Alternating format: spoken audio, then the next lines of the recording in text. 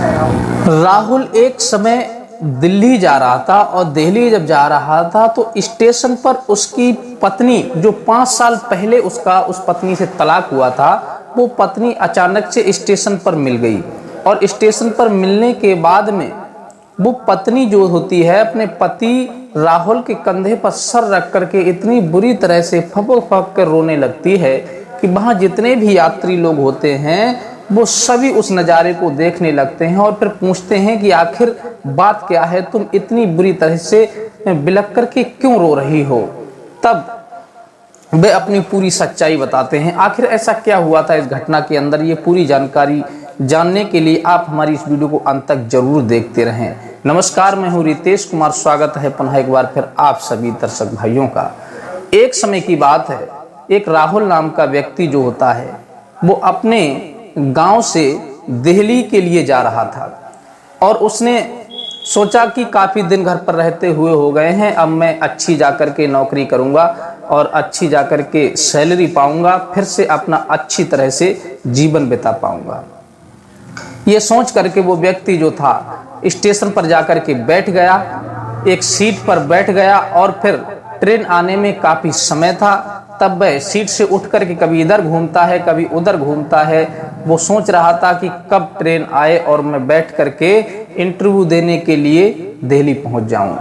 तभी वह क्या देखता है कि सामने एक दूसरी बेंच पड़ी हुई थी। उस बेंच पर उसकी 5 साल पहले जिस पत्नी से तलाक हो गया था वही पत्नी उस बेंच पर बैठी हुई थी और उस औरत के इधर उधर भी कई महिलाएं बैठी हुई थी। ये देख करके राहुल जो था एकदम से चौंक गया और उसने विचार किया कि क्यों ना मैं इस अपनी पत्नी के हाल चाल पूछूं, क्योंकि वो दिखने में बड़ा अजीब जैसी दिख रही थी। पुराने वस्त्र पहने हुए थी, शरीर उसका सूख गया था, बहुत कमजोर थी, चेहरा उसका काला पड़ गया था। इतनी हालत बुरी देख करके राहुल ने विचार किया कि क्यों ना मैं इससे कुछ बात करूं कि आखिर तुमने इतनी हंसी खुशी से मुझसे तलाक लिया था और फिर अब ये कैसी जिंदगी तुम जी रही हो, आखिर क्या बात है। यह सोच करके वह पड़ोस में बैठी हुई महिला से कहता है कि आप बुरा ना माने तो इस बेंच से उठ करके दूसरी बेंच पर बैठ जाएं, क्योंकि मैं इनसे कुछ बात करना चाहता हूं। वो महिला जो होती है तुरंत उस बेंच से हट जाती है और वहीं राहुल बैठ जाता है और फिर अपनी पत्नी से पूछता है कि आखिर तुम कहाँ जा रही हो। उसकी पत्नी जैसे ही राहुल को देखती है तो वो भी चौंक जाती है और एकदम से हक्की बक्की रह जाती है कि आखिर ये अचानक से मुझे मिल कैसे गए। जब दोनों एक दूसरे के पास बैठ जाते हैं और वार्तालाप करते हैं कि आखिर तुम कहाँ जा रही हो, राहुल पूछता है। तब वो कहती है कि मेरे पिताजी की तबीयत सही नहीं है, मैं अपने मायके जा रही हूँ और उनकी तबीयत देखने को जा रही हूँ कि कैसी है, काफ़ी दिन से वो बीमार पड़े हुए हैं। तब उसकी पत्नी पूछती है राहुल से कि तुम आखिर कहाँ जा रहे हो और इतने सज धज करके आखिर काम क्या है। तब वो कहता है कि मैं एक नौकरी के सिलसिले में दिल्ली जा रहा हूँ, वहाँ से एक कंपनी से मुझे फ़ोन आया था, तो मैं वहाँ इंटरव्यू देने के बाद में मेरी नौकरी जो है वो पक्की हो जाएगी और फिर मुझे ये पता चल जाएगा कि मैं कब से जॉब करूँगा और कितनी मुझे सैलरी मिलेगी। इस प्रकार की बातें कर ही रहे थे तभी तक अचानक ट्रेन आ जाती है और ट्रेन में दोनों लोग घुस जाते हैं और एक सीट पर जाकर के बैठ जाते हैं। दोनों लोग आपस में बातें कर रहे थे और राहुल कहता है कि जब हमारा तुमसे तलाक हुआ था तो 4 लाख रुपए हमने तुम्हें फैसले में दिए थे, वो 4 लाख से तुमने क्या कोई बिजनेस किया या नहीं किया और तुम्हारी ये हालत कैसे हो गई, बड़ी कमज़ोर हो, बड़े कपड़े तुम्हारे बता रहे हैं कि कोई तुम परेशानी में हो, कोई दिक्कत है तुम्हारे लिए, आखिर बात क्या है तुम मुझे बताओ। तब उसकी पत्नी जो होती है वो उदास हो जाती है, उसका चेहरा सुस्त पड़ जाता है और फिर वह कहती है कोई बात नहीं, जिंदगी में ये तो सुख दुख चलते ही रहते हैं, लेकिन तुम बताओ तुम्हारे माँ बाप कैसे हैं। राहुल कहता है कि हमारे माँ बाप तो इस दुनिया में नहीं हैं, वो गुजर चुके हैं। यह सुन करके वो एक झटका उसे और लगता है और वो सोचती है कि क्या भगवान ने मुझे उनसे दूर किया और दूर होते ही वो इस दुनिया को छोड़ करके चले गए। तब राहुल पूछता है, अच्छा तुम बताओ तुम्हारी माताजी कैसी हैं? वो कहती है कि मेरी माता भी इस दुनिया में नहीं है, केवल मेरे पिताजी हैं, वो हॉस्पिटल में पड़े हुए हैं। राहुल कहता है कि आखिर तुमने मेरी बात का जवाब नहीं दिया कि वो पैसे तुमने जो लिए थे मुझसे वो कहाँ गए। यह सुन करके उसकी आंखों से, उसकी पत्नी की आंखों से आंसू ढरकने लगते हैं और वो कहती है कि मेरे भाई ने मुझे चढ़ा भिड़ा करके, और मेरे अंदर भी इतनी सभ्यता नहीं थी कि मैं बात बात पर तुम पर शक करती थी। तुम दारू पीते थे और मैं तुमसे झगड़ा करती थी। मैं अपने भाई और भाभी के कहने पर मैंने तुमसे तलाक ले लिया, लेकिन आज वो पैसा जो तुमने मुझे दिया था वो मेरे भाई ने सब दारू में उड़ा दिया और मुझे एक भी पैसा नहीं दिया। अब मैं ना घर की हूँ ना घाट की हूँ, बस मेरा रोज का गुजारा कैसे हो रहा है ये तो मैं ही जानती हूँ। मैं क्या करती हूँ क्या नहीं करती हूँ, ये सोच करके राहुल जो होता है वो बड़ा उदास हो जाता है कि आखिर मेरी पत्नी जो है इतनी बुरी स्थिति में है। तब तक उसी ट्रेन में एक चने बेचने वाला आ जाता है और राहुल कहता है कि देखिए कि अगर तुम मना ना करो तो मैं इससे कुछ चने लेकर के आपको खाने को दे सकता हूँ। वो कहती है कि वैसे तो मेरा मन नहीं कर रहा है कि हमारा तुम्हारे बीच में कोई रिश्ता नहीं रहा, लेकिन अगर आप कहते हो तो आपकी इच्छा है। तो राहुल जो होता है उस चने वाले से दोनों में चने लेते हैं और चने लेकर के दोनों लोग खाने लगते हैं और आपस में वार्तालाप करने लगते हैं। फिर उस राहुल की पत्नी कहती है कि आखिर ये बताओ तुम्हारे भैया भाभी कैसे हैं?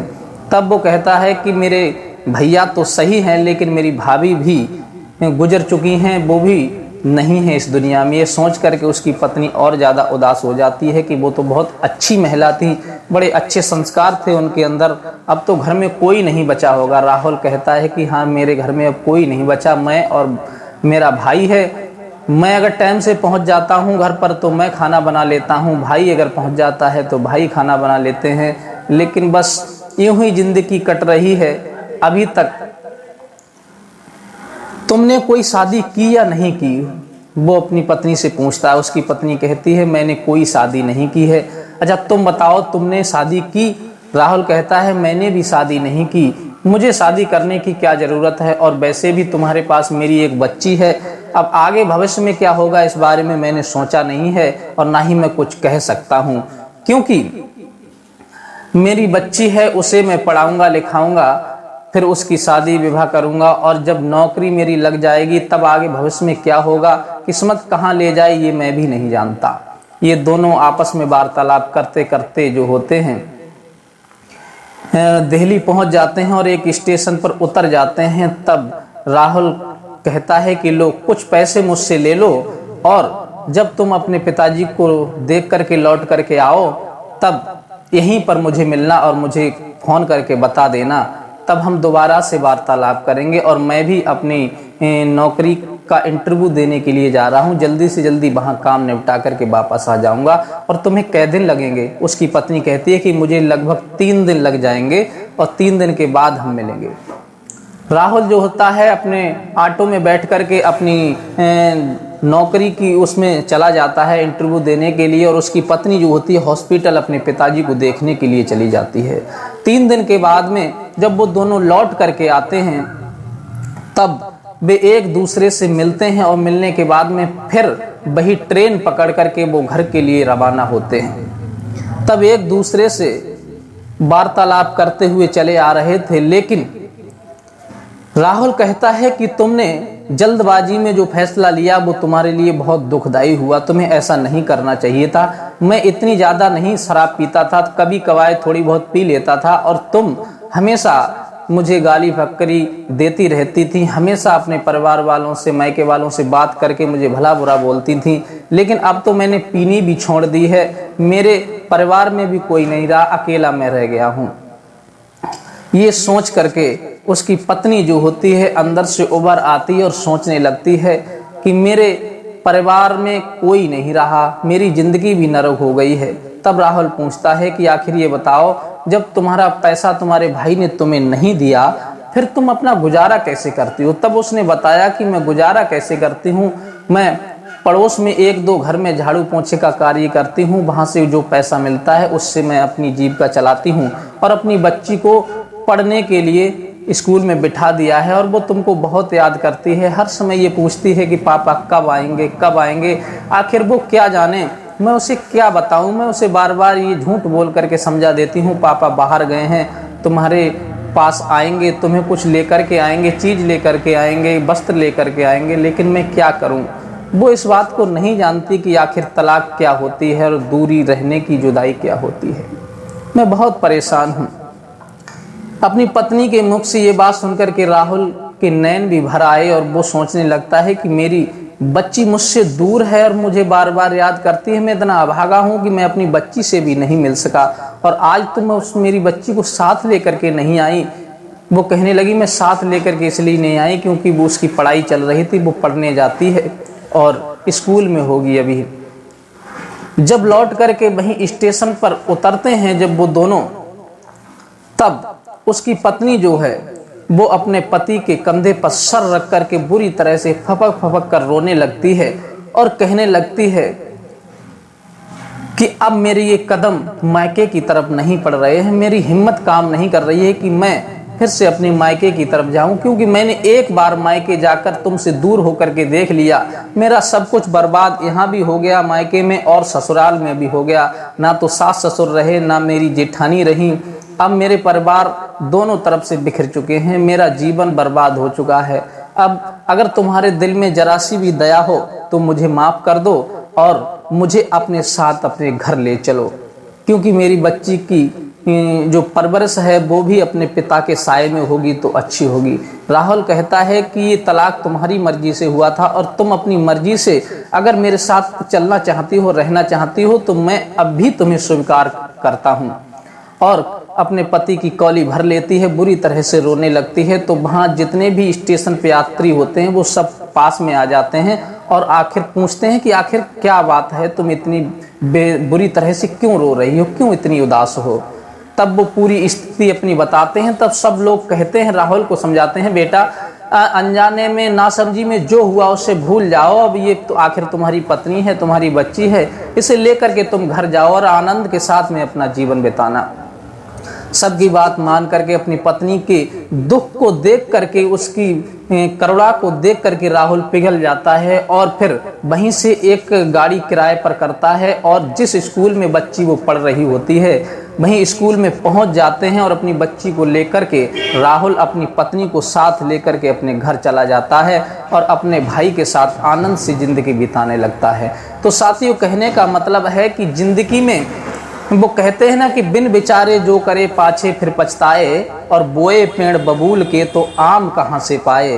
कोई भी बड़ा कदम उठाने से पहले इंसान को एक नहीं 10 बार सोचना चाहिए, 10 बार विचार करना चाहिए। और हमारी जो घरों में महिलाएं होती हैं वो तुरंत की सोचती हैं, अपने मायके वालों की बात को ज़्यादा गौर करती हैं। इसलिए उन्हें भी ये सीख लेनी चाहिए कि हमेशा अपनी ससुराल पक्षों की बात को ध्यान में रख करके अपने जीवन को बिताना चाहिए। कभी भी जल्दबाजी में या किसी के बहकावे में आकर के कोई गलत कदम ना उठाएं। गलत कदम उठाने वालों के हमेशा जीवन में कलह रहती है और उनका जीवन कभी सुख और चैन से नहीं कटता, हमेशा उन्हें दर दर की ठोकरें खानी पड़ती हैं। क्योंकि स्त्री के लिए पति से बढ़कर के दुनिया में कोई दौलत नहीं होती और पति से बढ़कर के दुनिया में कोई सुख नहीं दे सकता। इसलिए हमेशा पति से मिलकर के रहें और अपने परिवार के साथ रहें और हंसी खुशी से अपनी ज़िंदगी को बिताएं। ना किसी की बात को माने, ना किसी के चढ़ावे में आए। हमेशा राय लें तो अपने पति से लें, अपने बच्चों से लें, अपने परिवार से लें और आनंद के साथ ज़िंदगी को जिएं। साथियों, ये कहानी और ये घटना आपको कैसी लगी, अपनी राय हमें कमेंट में दें। अगर आपके घर में या आपके रिश्तेदारी में कोई महिला ऐसी घटना घट रही हो या घर में विवाद करती हो, तलाक की बात अगर आ गई हो, तो ये वीडियो उसके लिए ज़रूर शेयर करें और उसे ये वीडियो ज़रूर दिखाएं। शायद उसकी बुद्धि घूम जाए और वो अपने परिवार के साथ मिलजुल करके रहने लगे। इसलिए आपको ये वीडियो कैसी लगी, अपनी राय हमें कमेंट में दे सकते हैं। और मिलते हैं इसी प्रकार की कोई नई ज्ञानवर्धक और घटना के साथ। तब तक के लिए आप सभी के लिए मेरा नमस्कार।